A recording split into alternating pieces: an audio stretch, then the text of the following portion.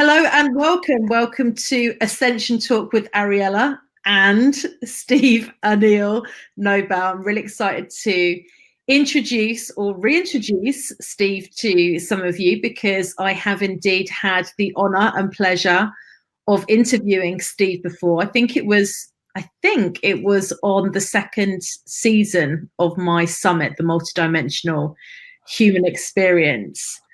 Probably would sound about right for what we're going to be talking about today, Steve, with Starseed. Yeah, and like I always have great feedback, to be honest. Whenever I interview Steve, I have great feedback, and whenever any of my clients come across Steve's work, I have great feedback from them. So I'm always like looking forward to that reconnection with Steve, because I know that there is we're very much in alignment with the whole Starseed, Indigo type messaging. So I believe that our audience will enjoy our sharing today. We're going to be talking a lot about Starseeds, who Starseeds are, how to know if you are even a Starseed, how to come out of the Starseed or multidimensional closet and claim your power in the world, and sharing some of our experiences, and also talking about the ascension process. This weird and wonderful and magical and often very, very confusing ascension process that we are all going through. So, Steve, a very, very warm welcome to the show. Hi, Ariella. Thank you for inviting me again. I didn't put you off the first time, so that's good. Not at all. And in fact, so much so that you and I actually met up for a coffee in Glastonbury in the 100 Monkeys. In the 100 Monkeys recently. Yeah, I like the 100 Monkeys. It's a nice place. Yeah, it was nice to see you finally. I think we missed each other the time before I was there for some reason, but we made it the last time. We made the connection, which is great. So I also want to say that you're the author of 5 non-fiction books now, which is an amazing achievement by anybody's standards. One of them you have given me the link to actually share with the viewers. So I'm going to be putting that into the comments in this live stream. I'm going to be putting a link there, and it's Steve's free Starseeds book. So just as I'm putting this link in there, Steve, what can they expect from this book? Well, it's so I've written 4 before that one, and all of the other 4 were like not mainstream, but they were published, the regular published, hand printed, you can smell them. This one is just a PDF, a download. It's about 60 pages long. It took me 6 weeks to write it, whereas some of the others took me a lot longer, obviously. And to date, that ebook has been the most successful in many ways. I think it's had about 45,000 downloads worldwide since I wrote it. Wow. I wrote it in 2016, I think, or maybe 17. I can't remember now. When I had more time on my hands, I was just starting up the business. Not many people knocking on my door going, "I'm a Starseed, beam me up," And so I had the time, and I wrote it. I don't have the time now in the same way, so I'm glad I did write it. And it was me coming out the closet, going, "This is who I am." After spending about 20 years in the spiritual world anyway, but still keeping some part of me hidden, this Starseedy ascension thing hidden, my weird and wacky. They knew I was weird in the alternatives office. I was the least conservative of all the people there, I think. And I was always pushing the boundaries to a certain point, or introducing them to certain things which made them scratch their head going, "What's this?" But I was always exploring. So it's really coming out. I love that, and it then invites other people to claim their truth as well, and to share their light, and that's a big part of what I feel. This platform that I'm creating, you're creating, other people are creating, is about. It's about inspiring others to own their truth and to start like sharing their lights in society, because it's difficult to create an impact on your service mission if you're hiding your truth from people. Yeah. And it's very common for people to hide a part of themselves. You know, just before this call, I had a client who thought she was out there doing what she was doing in sacred sexuality and spirituality. But when I looked at her energy and looked at the website, I'm like, you're hiding. And she was totally shocked, but she got it in the end. That even if we think we're not hiding, there still can be parts of us we're holding back. And there is feedback, which means, you know, if you're an author or somebody out there, people are not quite getting what you're saying, you know. So we have to really totally be authentically ourselves and out there for people to get, oh, okay, you know, that's weird, but I like it. I'm following you, you know. So in this day and age, I mean, there was a time, many lifetimes probably, where it wasn't safe to be who we truly were. It wasn't safe to get up on the soapbox and say, I believe in, you know, whatever. You got smacked or whacked. But this day and age, it's essential to do that. And of course, some of those old fears are still rumbling. If I do it, will the church come and get me again? Or will the Illuminati get me, or the Inquisition get me? But this lifetime, it's about stepping out. And this is the journey of all starseeds, really coming to be okay with their true nature, and you know, not going out on the high street and shouting out, I'm a starseed, so that you get locked up, you know, or going to Tesco's going, listen, mate, I'm a starseed, give me a good deal. None of that. It's just being authentically yourself, and in the right zone, you can share it. And there, when you're in a certain company, maybe I keep it certainly to myself in certain company, because they'll go, what are you talking about? You know, I don't know what you're on about. So I think it's still being out there, but being appropriate with being out there, you know. Yeah, I'm also chuckling, and I don't know if he's watching. My soul brother Monty, who actually is supporting the Starseeds at the moment, he didn't realize he was one until he joined the mission. And right.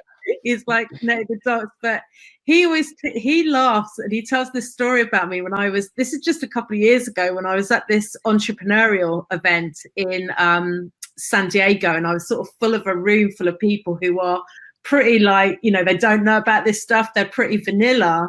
And there was this debate going on in the room about, like, how you should, you know, not try to unless you have a counseling degree, you shouldn't try to be a counselor. And of course, like, and they were sort of like saying about me, you know, serving this community. And of course, like, there is nowhere that you can go to any type of university at the moment and get like a certification or a degree on counseling the starseed. So I actually got very passionate in this debate, and this person was really laying into me. And I ended up standing out and shouting across the room, what about the starseeds?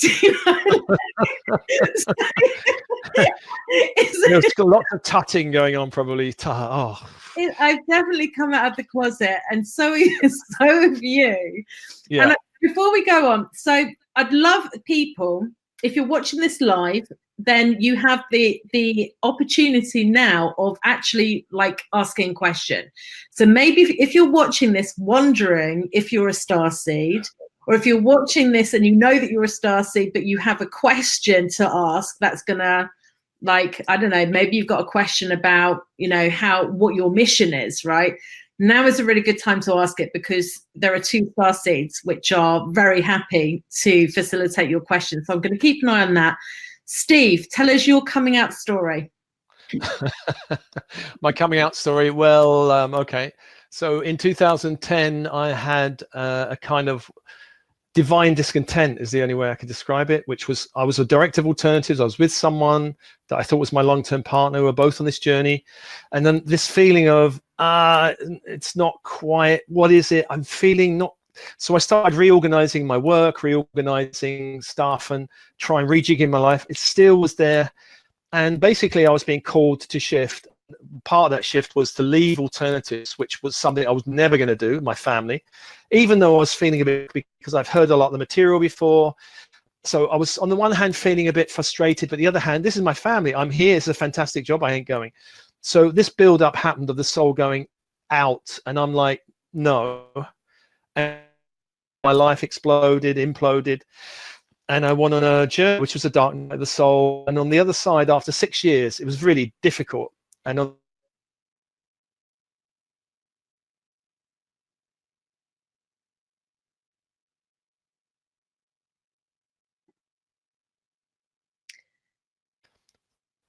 you're here to talk about Starseeds and Ascension. And I laid in bed shaking my head going, oh, that's the first, news I get. And I didn't want to do it, but I knew what resistance was going to cause. So I just said, okay, fine, I'll do it. And then I launched the whole thing. I started teaching. I didn't think I knew what I was talking about really in the beginning. And then I had to kind of find out quickly, meditate, go, what is it all about? And I was on a fast learning curve. And I remember, because at the time I was kind of signing on benefits, I'd kind of run out of money. And then I got the news, you're going to talk about Starseeds and Ascension. I remember applying for something called Enterprise Allowance, which was basically the government supporting a business to get back on track. I didn't tell them that I wanted a Starseed business. I told them it was a coaching, whatever business, because I thought they're not going to understand. No. They agreed to it. And then I started, as soon as they agreed to it, I just kind of did the Starseed business, I just went for it. And, every business takes time to build. And then within a year and a half, I started getting lots of interest. And 3 years later, I'm getting loads of interest, because it's quite a unique journey, really, I think, what I'm doing. At the time, it sounded bonkers, what I was doing to myself even.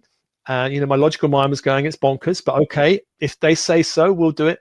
But it's funny because the more I've trusted it and the more I trust the advice that I'm being given, the more on track it goes. And they even give me advice on marketing. I remember getting a clear message one morning. You need to get more professional in your YouTube video skills. That was a guide. And I went, all right. And I started training in that and making it as I'm an amateur video maker. And so the YouTube channel is now reaching 75,500 people. So that's building at quite a rate. So the guides seem to know, even in terms of marketing, they seem to kind of know what they're talking about. So I'm trusting them more and more now. Very cool. And I'm sort of, as I'm listening, we're sort of sharing this in quite a light-hearted way, because I think, that's where we are now on our journey. But you're quite right. I mean, and maybe people who are watching this, going through that revelation of, I'm not completely human, there is something different going on here. Yeah. It's a serious transition. I mean, I was sharing with you, Steve, before we broadcasted, a client of mine, she actually read your ebook, and I've put a link now in the comments. And, it was kind of like that final piece, I think, on her journey of really accepting herself as a starseed. And she was crying. I just literally spoke to her on Tuesday. And she was like, it was just like her heart was opening, and she was like crying because she was delighted to be coming home to herself. Yeah. The acceptance of this is pretty profound. Let's just, before we move on, in case anybody is watching this who doesn't know what a starseed is, can you please tell them what is a starseed? Very, very, as briefly as I can. The soul is multidimensional in nature, which means the soul has many existences in different planes of reality, of which the earth is one. And in the universe, and many universes, this is just one out of many possible existences. Even on the earth plane, this dimension of the earth is one possible out of a number of possible dimensions.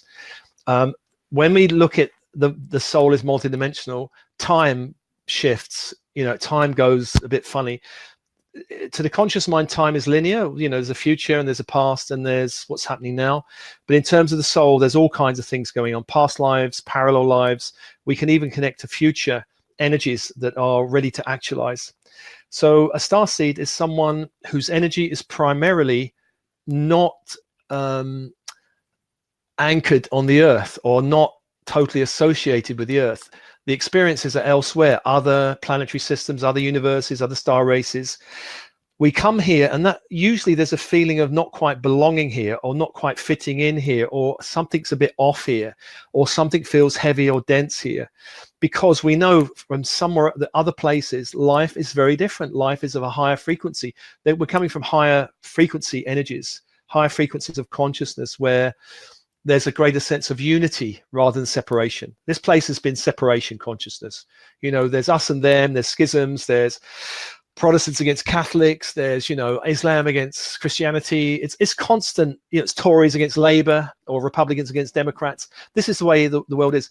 So this dimension is growth through opposition, and a lot of people have been here for a long time growing that way. And so if a starseed who's not been here necessarily a long time, some have been here for a while, says, you know, I believe in ascension, I believe in ascended masters, I believe in angels, I believe we create a reality, I believe in higher frequency living. An earth seed, someone who's been here for a long time, who's been through all the battles and empire building and scenarios of angst, you know, just read the history book of the last 100 years, 2 world wars. Someone who's been through that, and you talk to them about ascended masters and angels, they'll look at you and go, you are mad. You don't know how the world works. The world is not like that. But the starseed does kind of know how the world works. And the world, actually, most people who've been here a long time really don't know how the world works, because the world has actually been a controlled place. It's been kept locked in a very dark frequency, a lower frequency, and starseeds are here to unlock that. And starseeds are drawn by spiritual revelation. They get ascended masters, angels, all the kind of high vibrational meditations that I'm doing and other people are doing. They get it. Even if their mind can't quite comprehend it, they get it. An earth seed will not get it and will think that they might be drawn to spirituality. There are a lot of friends I know who are spiritual, but they're not starseeds. They're drawn to Buddhism and whatever, but they just, it's too far a leap for them. It's not, just too much. And earth seeds will wake up through revelation of the kind we're seeing that starseeds are providing. Starseeds are the ones doing the WikiLeaks and the whistleblowing, and that job is to wake up earth seeds, because they're not interested in spiritual revelation. They're interested in knowing what really is happening, conspiracy theory, what happened at 9/11, and they're like, it's a shock. What's happening with the Paradise Panama Papers and all this kind of thing is waking people up to what's really going on, all the intrigue and, you know, all the Pizzagates and pedophilia stuff, which actually I believe is going on quite a lot in higher circles as in political circles and other circles, but all that's being revealed as it's going on. So starseeds are here to shift the world, and they do it primarily through their own reality. We shift our own personal experience first, our own reality, and then we start helping be a collective shift. And we all, and some are the crypto warriors, some are whistleblowers making a difference to the earth seeds, waking them up. But a lot of starseeds are here to wake up other starseeds primarily. Yeah, thank you for that. That's a really good explanation. I've got some questions here, but perhaps before we answer those, how can people know whether they are a starseed or not? If they ask themselves the question, that 99.999% likely to be one, because an earth seed would never even ask the question. It's like an earth seed would say, am I a Tory or am I a Labour supporter? They would not say, am I a starseed? They'll just go, they just would negate it, first of all, think it's completely balmy. Anyone interested in your programs or your platform is a starseed, even if they don't know it. I mean, people who call themselves healers, light workers are starseeds who are mostly starseeds who are saying, I don't yet recognize the multidimensional nature of my soul. I recognize I'm here for something. I love the higher energies. I love healing and light, but starseed, that's a bit too much. What, I'm a Pleiadian? What does that mean? Or I'm an Arcturian? I've got no idea what that means. It's a bit too far for my mind to stretch yet. But most people who are, I would say maybe all of them, I'm not quite sure really, but certainly the vast majority of light workers and healers are starseeds who just haven't recognized it yet. The symptoms of a starseed, or signs, it could be symptoms initially. Initially is sensitivity is one of the big ones. Oversensitive, more sensitive than most. They might go into a room and be able to feel the vibe of the room immediately.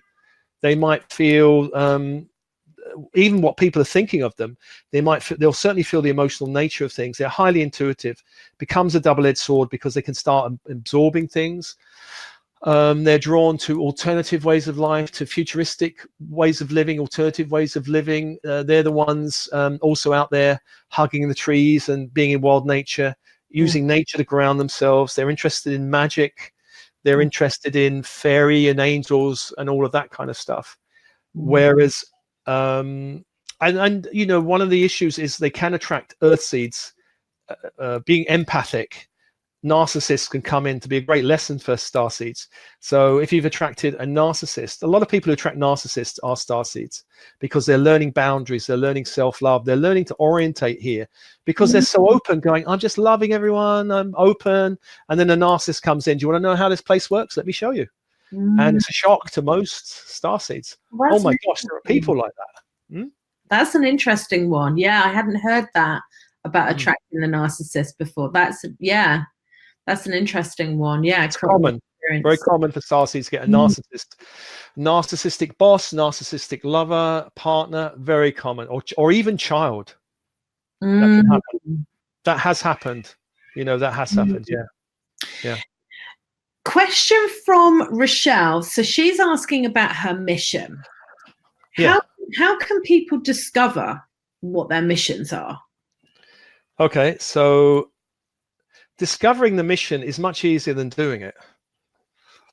You know, if I was sitting chatting to it, it might be a lot easier, but I would just say that your mission, the clues of your mission is everything you're drawn to, everything you value, everything you dream about doing. It's everything about where you're most challenged. The challenge is usually blocked. So an example of that would be my family, my father blocked anything magic. It's a bit like Harry Potter, you know, the uncle going, you ain't doing anything magical here, mate.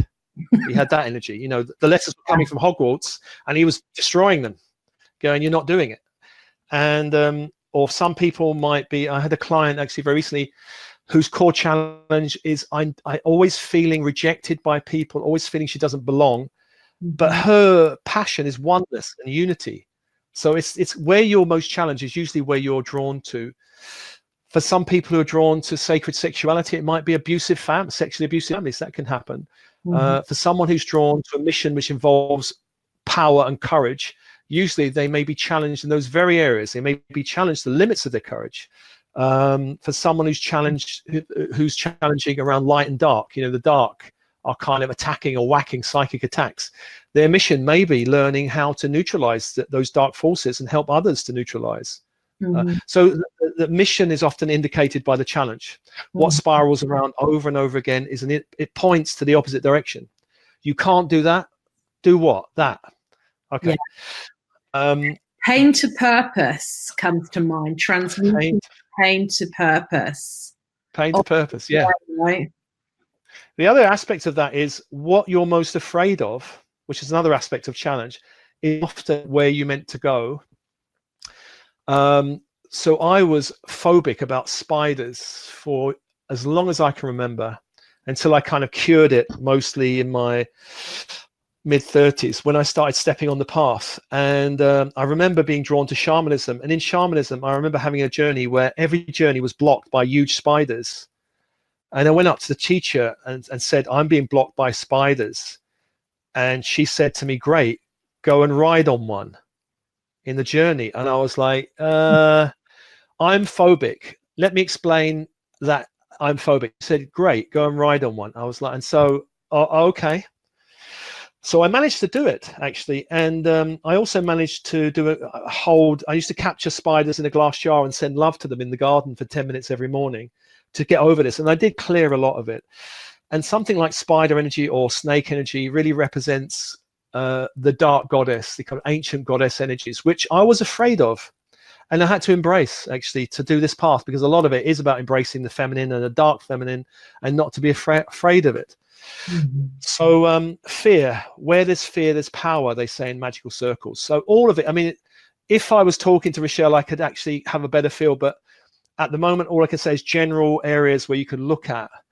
And actually, if money was no issue, if your family were no issue, if you could do anything you'd like, Rochelle, what would you do with your life that was meaningful? Yes, you can go on the beach and drink pina coladas and whatever, but what would you do that's really has meaning and power to it? That's a question to sit with. Yeah, that's a great question to journal answers to as well. Yeah.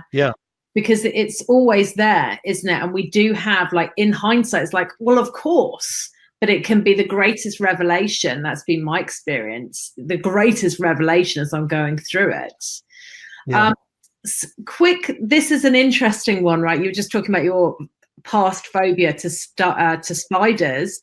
Here's a starseed perception of this. And this actually came from Mary Rodwell. Do you know Mary Rodwell, Steve? I don't know. I don't think so. Incredible Mary Rodwell. Some of our viewers might know her.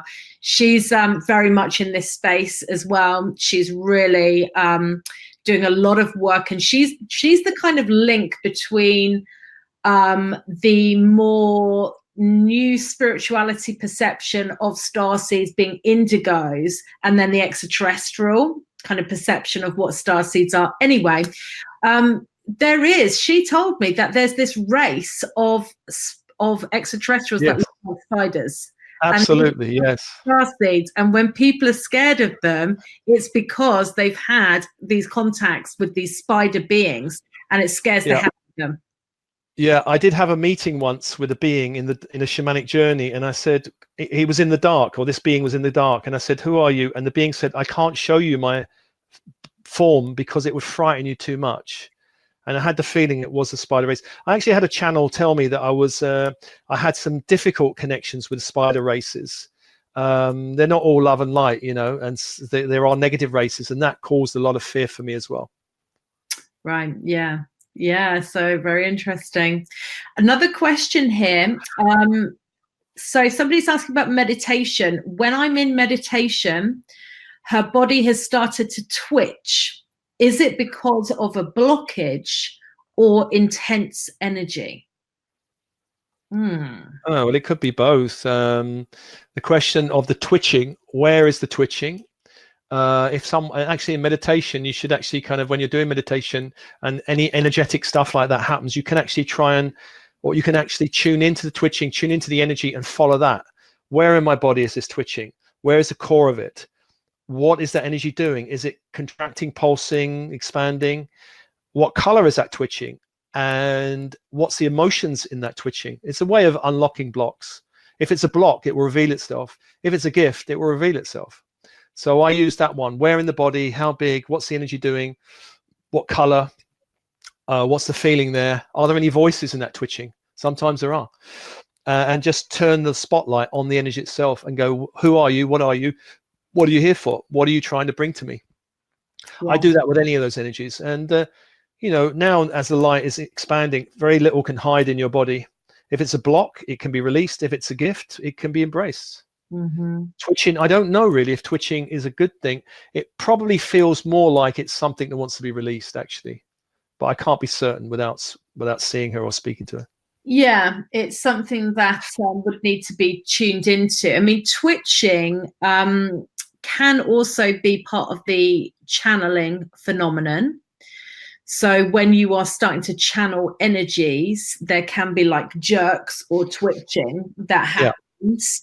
So sometimes it can be energy with consciousness. What I would recommend, and I'm sorry, in terms of the comments, I can no longer see the name, but for this person, I believe it was a lady, for what you are asking, I would recommend like using a pendulum and connecting to your, connecting to your higher mind and asking the question, you know, just dowsing, like, what is this energy? Is it energy with consciousness? Is it intrusive energy?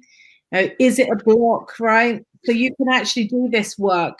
Like, it's good to do it with a facilitator, because then you know that you're out of the way. So it can be very helpful to get more, you know, so that you can trust more. But you've also got your own connections, your own channel. So start asking. I would recommend to start asking some questions as well, and just be open to what you get back. Here she is, Robinson Johnson Judy, I think her name is. Okay. This is great. So we're getting some really good questions coming in here. Okay, there's one from Dorothy. Let me just see. I think there was one before that. Somebody's saying that she holds her light well here, although she often doesn't feel like she belongs. Starseed comment. Her Common, yeah. body hurts a lot at the moment. Her crown is intense and anger has been surfacing. So feeling the intensity of the shift, yes. I'm not entirely sure of my next mission or how it will unfold. So she's open to being enlightened further. So I think you gave some really good guidance about some of the questions there to ask. Yeah. Yourself. Somebody else here saying, are narcissists drawn to us subconsciously because they want to wake up? Most of the narcissists I've met or heard about do not wake up as a result. They're not interested in waking up. They're interested in, oh, here's someone who's open, who I can go and feed my energy off of, or I can have a great drama and really enjoy the game. Then the empath can wake up, but the narcissist rarely does. They go on to another victim, whereas the empath is kind of reeling from it for a while, going, what am I learning from this? The empaths usually learn about boundaries and around self-love and worthiness, self-worth and all the rest of it. Because, starseeds are open to the conditioning here, and we might feel, if we go into a family which is very critical, I'm not worthy, who am I, I'm a miserable earthworm, and all of that can, plus the kind of open nature of their energy field, can attract a narcissist who goes, great, the amount of drama I can get out of this is fantastic.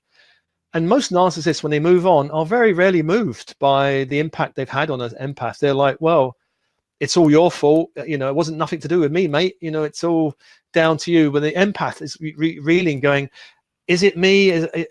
Did I attract this? Yes, you did, but it doesn't mean it's your fault. The learning is to have stronger boundaries and really look at any area where you feel you don't deserve, don't belong, or, all of that stuff. And it really makes us tighten up. I've attracted a couple in my life, and every time I've attracted them, the step up in the journey was immense once I've embraced, what they were about. One was a boss, and, I had another one, and you get the slap, and that really wakes you up. Like, my gosh, okay, I'm on it. I'm with it, So narcissists, I don't believe, or I've never heard of one waking up as a result of meeting an empath. I think it's a myth.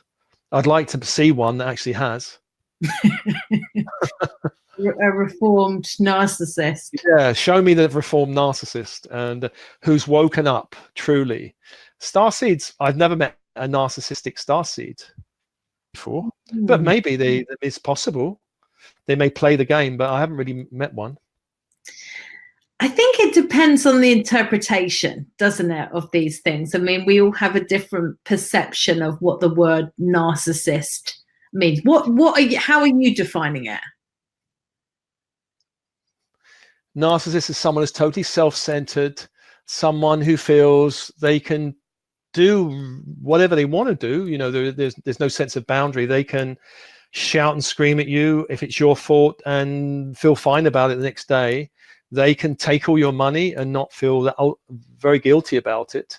They can drop you completely in it and go, well, it was your fault for letting me in the house, And so narcissist behavior can play out in many ways, but emotionally abusive often, practically abusive around money or, all kinds of things. Very difficult characters, but we can learn a lot from them. It's like going into the school of hard knocks, and it really wakes you up. If you want to be woken up, meet a narcissist who will slap you about and go, are you awake now? Yeah, okay, I'm awake. Thank you. Thanks for the service. Yeah.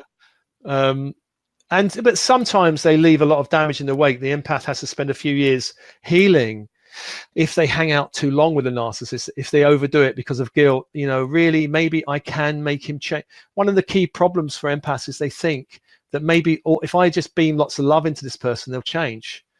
But that just doesn't work. And they're stymied. Go, it should work. Everyone I respond to love. Why don't they? But it doesn't work. If I speak compassionately and kindly to them, if I make them the best dinner, it doesn't work. They will not care, actually. There's a spectrum of narcissists. Yeah, it's a good way of putting it. Yeah. I can see that. Yeah. What about the Ascension? We wanted to talk a little bit about Ascension, Steve. What would can we talk about the ascension process itself and your understanding of that?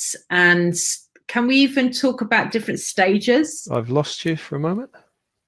Oh, okay, we're back. Yeah, we're Ariella, I have lost you. We're back, Steve. Can you hear me? I'm not good with jokes, so let's see. Not quite sure. This is going to be interesting because I can actually see you and hear you. So anybody watching this, can you still hear me? Yes, I think they can hear you. Okay, so yeah, we do need I guess I'll wait. Just let us know when. And hopefully Ariella will come back. Let's see if I can email her.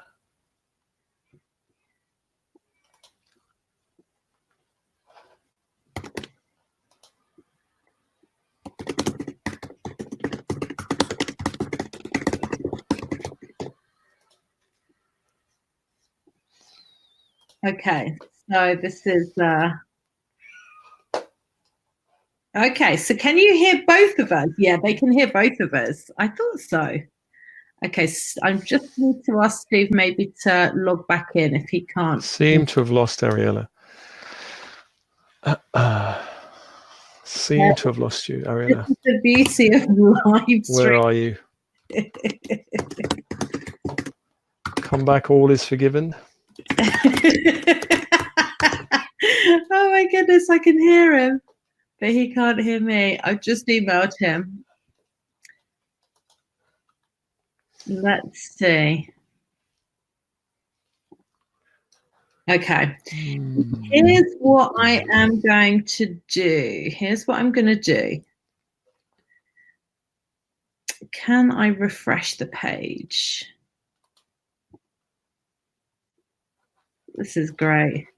Maybe those spiders have come. Okay. Oh, okay, great. So I think Steve is logging back on. So while we're waiting for Steve, well, let me tell you my understanding of the stages of ascension. And then when Steve comes back, then we can get his perspective as well. So my understanding, and it's actually how I've experienced my ascension journey, that there are, oh, here he is. Back Steve, again. You back? Yeah, well, you've disappeared, but did I disappear? I felt you disappeared. Apparently they could see and hear us both still. Oh, okay. I don't know. I couldn't see you. Strange. There we are. That it's great to do live streams, isn't it? Yeah. Well, some narcissist in the astral plane didn't like what I was saying about them, I think. I did joke and said maybe the spiders have come back. Oh no, keep them away. Don't invoke them. I was just about to start sharing about the different stage of ascension, but I'd much rather hear from you, and maybe I just started, but I'll maybe just feed in as we go. All right. Well, the different stages of ascension or waking up. Well, there are three paths of waking up. One you could call the lovely, magical one. One you could call the rough one, and one you could call the super rough one. And the lovely one is kind of nice. You meet angels. It's there's challenges, but it's not super rough. You're stepping up. You're embracing flow and synchronicity, etc. The rough one usually is initiated by a crisis. You know, your lover leaves you, your boss fires you, your health gives in, or something like that. The super rough one is usually evoked by some kind of deeper crisis, existential crisis, such as going on an ayahuasca retreat and going, who the hell am I? Or, you know, doing intense meditation practice and just losing the plot for a while. But the stages of awakening are usually divine discontent. There's something off, something not right with the kind of life I'm living. There's a kind of tension that builds. This life I'm living, it sounds all right, or maybe it's not all right, but it's tension, and I have to do something. And there's a choice that comes with, I have to make a choice to change something in my life, usually wake up, do something, go on that retreat, or leave the marriage, or leave the job, or whatever. And then there's a process of letting go of the old life. Usually something goes, friends go. You know, you might declare yourself a starseed and people don't understand you anymore. They're going, you know, they're out. You're out the cupboard and all your friends. Exodus. Yeah. stuff goes, you know, your old life doesn't fit anymore. And then there's a kind of void period for a while. Well, a confusion, like, who am I? What am I? What am I doing? You know, I thought I was that. What if I'm not that? What am I? And then eventually there's a kind of dawning where you go, well, okay, maybe this new life is this. Maybe I can be that, or I can do that. And so there's a process of going from an old life or an old phase of life to a new one. And the transition is a little tricky. You know, your partners, certainly if it involves a shift in vibration, it means partners leave, friends might not get you anymore. They go, we're not meeting anymore energetically, or jobs might not meet anymore, or all kinds of situations might not sync anymore. So it can feel a bit of discombobulation can happen. There can be physical, emotional, mental symptoms of tiredness, of weird feelings in the body, of even feeling there's something wrong. You know, I thought for a while I should go and get my head checked. Maybe I've got a clot in my brain or something going. I remember thinking, or a tumor. I remember thinking for a period, my brain hurts, whereas pineal was expanding and stuff like that. The heart can hurt. Yeah. There can be shifts in diet. There can be shifts in sleep patterns. There can be, you can even feel that you're becoming a different person somehow. I'm not feeling the person I used to be. Somebody might even say, you're not the person I married. You know, that actually can happen because you're not. You're changing. Mm-hmm. You're like the caterpillar going into the cocoon and becoming the butterfly. And the caterpillar has got no idea, I think, what's happening to it. It just has the impulse to go in the cocoon. And what happens to the butterfly is that actually what does happen biologically is the caterpillar's immune system gets attacked by butterfly cells, imaginal cells, and the caterpillar thinks it's under attack, and it starts the immune system starts defending itself until eventually the butterfly energy starts to overwhelm the immune system and it transforms completely. This is what happens. Our ego actually goes, we're under attack. We don't know what this higher self or these guides are. We think it's a bit crazy. We'll defend ourselves. And there's a battle that goes on until the higher self overwhelms doesn't destroy the ego system, it upgrades it. And so the ego starts relaxing, going, oh, well, maybe this is okay, this awakening. You know, I wasn't so sure about it. I've read a book on it and it seems like it's probably all right. Wayne Dyer says it's all right, or whoever says it's all right. Mm-hmm. So the ego has to start trusting the process, and that takes time, really, because the ego has got no reference point for this experience, you know. And people think, well, am I going crazy? And the partner might say, you're going crazy, and they might start really wondering about it. Am I going crazy? That can happen, you know. Mm-hmm. Mm-hmm. I've had a lot of people tell me I'm bonkers, you know. But that's all right. I think I'm a kind of nice, kind of weird, really. Oh, you're talking. I don't think I scare people anymore. No, it's you kind of get used to it, don't you? Really, I mean, I've just sort of got used. I just know that half the people think I'm absolutely crazy, and half the people think it's like inspired. You know, yeah. Just like, okay, I just get that that's part of the role. But I thought that was a great description. Thank you for sharing those different. They're more like awakening symptoms or ascension symptoms, I would say, which I think is so useful for us to hear and also be reminded of. It was actually one of the very first things when I was going through what I now understand to be, in hindsight, the soul merge stage of the ascension path. And for me, that did come with a crisis. It was a health crisis. I actually called the ambulance out on myself twice. And as you're merging with you, and by the way, it doesn't have to be dramatic for everybody, and it doesn't have to like be a crisis. I think often, I think often spiritual teachers, when we're stepping forwards, we are like the Wayshowers, right? So you have these experiences, and quite often they're more intense than necessary because you're here to talk about it. And I remember I didn't have words for it at the time because I didn't understand what was happening to me, but I was lying on the couch. I could barely walk. My legs had gone, and I was basically more spirit than I was physical. So I would find myself like energetically, I would be in the couch. And it was like really, to my human, to my ego, it was completely freaking me out because I didn't understand what was going on with me. The doctors thought I had all of these autoimmune disorders, diseases. They were testing me for MS and all of these things, not MS. They didn't think I was like a clothing range or a store in the UK.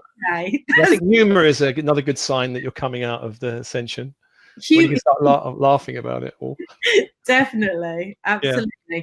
But I remember coming across, and I can't remember who it was written by, but it was on the internet. Thank goodness for the internet. Thank goodness for YouTube and for channels like yours as well, Steve, because Steve has an incredible YouTube channel where people are sharing about these symptoms and giving solutions. And Steve's got like amazing meditations and activations on his YouTube channel. I definitely recommend you go and check that out because he's very, very generous at sharing incredible content.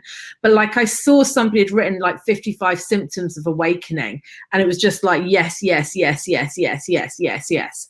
And it really helped me to understand, because I did think I was dying and I did think it was something very serious physically.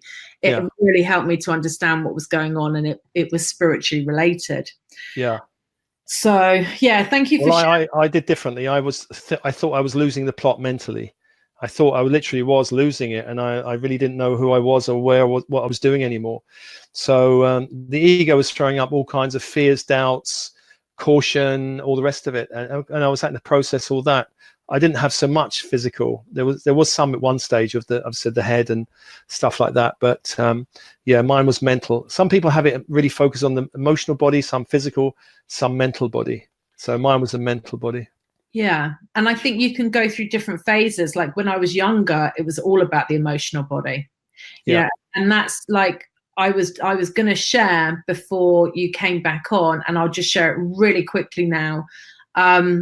Like the 7 stages of ascension that I've come to understand, and it will actually enlighten a little bit more why there's different aspects of your body which are being initiated. So stage 1 is physical initiation. Stage 2 is emotional initiation. So, and also the desire body as well. So stage 1 physical can be a lot of addiction stuff, for example, that you're facing. Stage 2 emotional, like balancing your emotions, your desire body. Stage 3, just before you go through the soul merge, is the mental body. So like often that is, we do think we're going mad. I've thought that as well in the past. And then we have this like incredible, it's called the renunciation phase, when you've gone through the soul merge and you're crossing the bridge to actually go through the process of reintegrating with your oversoul. After you've embodied your soul, you then start embodying a vaster field of consciousness, your oversoul. And to get to that stage, there are many, many different types of initiations and tests. And then from that stage, which is stage 5, there's more initiations, there's more incredible gifts. I mean, people talk about initiations like, oh my God, is this all a test and all a challenge? But there's like these incredible gifts that come with every single stage. And it's just the most beautiful, magical, incredible process, ascension. But like, when we don't know what's going on, it can feel frightening, which is why I love doing these types of shows and why I like having people like Steve on so we can talk about this and offer support in society. Because it is we're the AA of Starseeds. We're the fellowship. The fellowship of the club of those who don't belong to this club. Yes. The multidimensional sheeps. Yeah. The Rainbow Sheep Club. Yeah. Yeah. Cool. All right. And it's nice to feel connection with others, and you're not bonkers. Of course, that a lot of Starseeds are embedded in families that don't understand, or marriage situations don't understand, or work situations. They feel quite isolated. So it can be quite nice to have these kind of little fun sessions that makes them realize they're not alone. There's quite a few million Starseeds on the planet now and growing, but there are areas which are so muggly. If you're living in a muggle area, you might think you're completely, got nothing. You can't relate with these people, and it's hard to relate with muggles. Really, it's difficult. You can learn to, but it's difficult. Absolutely, yeah. I mean, I really had that experience. Yeah, it's it was, yeah, being the multidimensional sheep in the family is quite a trip for them and us. Yeah. Yeah. So they won't understand you when you talk about, I'm just adjusting my chakras over dinner. They just go, what are you talking about? You know, I like kind of joking with my family who don't get it as well. They can be a bit square. So but learning how to integrate is important for the Starseeds as well, because often they can become very isolated, right? Yeah, it's learning to embrace your own true nature as multidimensional, and then in meditations opening up to experiences. It's nice to have the theory of it, but when you start having experiences of multidimensionality or feeling connected in dream state or in meditations to other zones, spontaneous other life regressions can happen, or gifts start opening, and it can feel like I remember when I first started doing transmissions, I had a weird feeling in my crown chakra. It felt like a pressure, and I had to go, what is this pressure? And it took me a few days to get, someone's trying to send me something or communicate. And what is it? And then I think it took me a week or so to really work through and produce my first one. But now I'm used to the process. So I go, okay, here it is. Okay, run it through, put it up. So, but in the beginning, it can feel like, what's this? And everyone has their own unique gift, but opening to it is the challenge. It's like everyone has their mission. Finding it is one thing, but doing it is another thing. Yeah. You might find out you're a starseed with a healing mission or a teaching mission, but actually starting it is the challenge. Absolutely. Yeah, and it's really trusting your intuition, isn't it? And trusting the way that your soul is guiding you, and like also cultivating divine patience. Yeah. Yes. Patience and coming into alignment. And the other thing I think is good is feedback. People ignore the kind of we're in this 3D reality for a reason, because feedback is a useful mechanism. If something's not working, the reality will show you. Like, particularly if you're starting a business or starting a healing practice, no one shows up, no one finds you. Something's not quite right with the way I'm putting myself out there. Yeah. Or, that kind of thing. So using feedback, I've had clients who, I'm on my path, I'm doing what I love. How's your money? Dreadful. No one's paying. No one's coming. Something is off. Something's off. You have to adjust. Yeah. Because when you activate your gifts and when you're in alignment, then the abundance just comes, and it just keeps coming. Yeah. And people will tell you, that's so great, that meditation or that workshop was great, or they might say that was a little off, if you can only adjust X. And so it's worth listening to these feedbacks, because I have had people on my YouTube channel saying, Jesus Christ is your savior, give all this up. It's pointless to listen to that stuff. But someone said once, I wish your voice was a little louder and the music a little softer. And I thought, well, that's useful. Okay, I can do that. Those kind of things, those kind of adjustments. We've got one of your, a lovely lady, it's Robinson Johnson Judy, who actually asked a question earlier. She is definitely one of your fans of your work and following you. She's saying, thank you. I just received your latest YouTube video. How do you know when to release a certain transmission? Well, it's what's alive in the collective and what's alive in me. So I just put up one actually while we were talking. It was uploading, called the Embracing Grief Meditation. And so there was something I hit around grief. And so I thought, okay, let's do something for the collective, because if I'm hitting it, somebody else might be hitting it.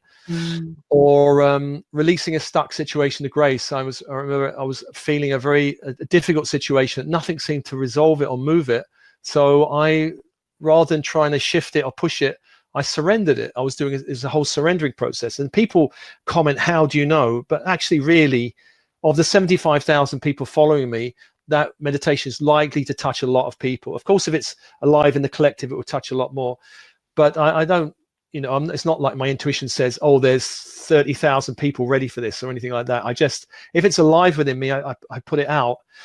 If it's not alive in me, I don't. So it's not resonating. It's not touching me. If something touches me, occasionally people might email me going, can you do something around X? And if it touches me, I ask them, I go, well, okay, let's do something around X. If I don't feel the resonance, I don't do it. Otherwise it would be fake, it wouldn't be real. So it has to really be alive within me and everything I do, it runs through my system, and it has to work and resolve and clear and move things. If it doesn't, I don't put it out. I think, well, it's just a nice meditation that makes people feel good, but it's not doing anything for them. So I'm not interested in that. I want to help people shift and change for those who are ready. So, and obviously there are a lot of people who are in the same zone as me, who are already having a similar mission, or similar, I should say, journey, and facing similar challenges. I mean, a lot of the challenges people face are common challenges around fear, confusion, doubt. Those kind of things are pretty common. It's not like I'm downloading something very esoteric. It's very earthly experience. Starseeds experience fear, confusion, doubt. Earthseeds experience the same things. And so the same process. Well, actually, this process works very well for Starseeds because they're very in tune with energies. But for an Earthseed, they may have to go to counseling or psychotherapy for 6 months. I mean, whatever works for them, really. They may take a slower process. It's not their energy field's not as quick to adapt and release things as Starseeds. So, yeah. Steve, thank you so much. You have given such incredible wisdom and value, I believe, with this interview, and you always give incredible value, whether it's on your YouTube channel or, you just always, like, you touch a lot of people with your work. So I want to acknowledge that, and just thank you so much for coming onto this platform and sharing your light with us today. Oh, my pleasure. Well, as we give, so shall we receive from various quarters. So that's the principle. So no doubt I shall receive my rewards in heaven, or I mean, I am receiving already here, or Devon, or whoever, or M&S. I mean, or an M&S, I can receive it anywhere. And I do get lots of gifts. People are very helpful. I get people offering help of all kinds all the time, and it's very nice. And people are responding. I'm going to America, and there's 2 workshops sold out over there, which is very nice, and I think people are responding because I'm giving so much. People are coming, Yeah, absolutely. It's that attraction vibration which you're putting out there, and people know from your work and from what you're producing that, like, a bit about this, and you've embodied it, and you're a certain place in your journey, so they're wanting to work with you. Which is, I've been down the road a few times, so I can help people who are coming down that same road. That scene in the Matrix, that where he's about to get out of the car. Neo, that road, where it leads. You don't need to go there. So I'm kind of helping people not go down certain roads and help them go down other roads they might want to go down. Very good. Love that. Yeah. Thank you so much. Thank you for coming on to Ascension Talk with Ariella.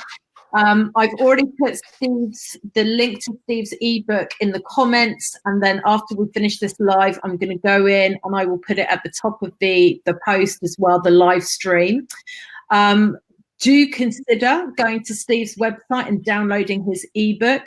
It's going to give you a lot more insight and information about who the Starseeds are, what the Starseeds mission is, and you will be able to have that beautiful reflection of tuning into whether you are one as well. So I definitely recommend that.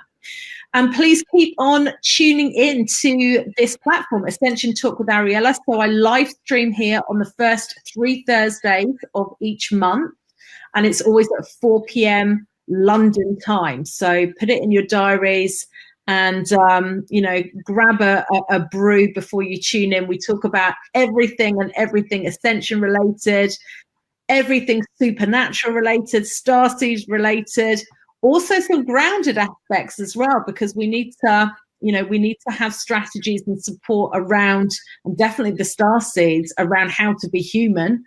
So we talk about that as well. But it has been an honor and pleasure to be a host to you all today. Thank you for tuning in, and thank you so much again to Steve.